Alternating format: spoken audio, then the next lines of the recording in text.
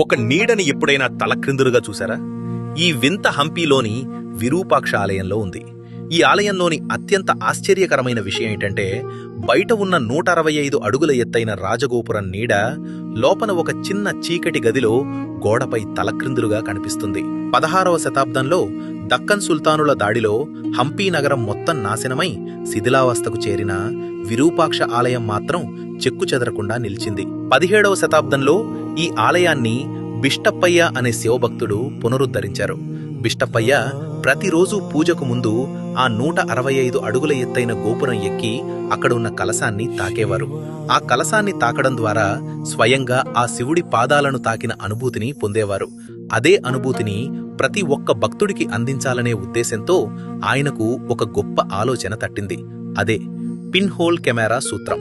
అనగా ఎటువంటి లెన్సులు లేదా విద్యుత్ లేకుండా కేవలం ఒక చిన్న రంధ్రం ద్వారా సూర్యకాంతి ప్రయాణించినప్పుడు గోపురం నీడ తలక్రిందులుగా ఒక చిన్న గోడ మీద పడేలా సృష్టించారు. అప్పటినుండి చిన్న పిల్లలతో సహా భక్తులందరూ ఆ నీడలోని కలశాన్ని తాకి మహాశివుణ్ణి స్మరించుకుంటున్నారు.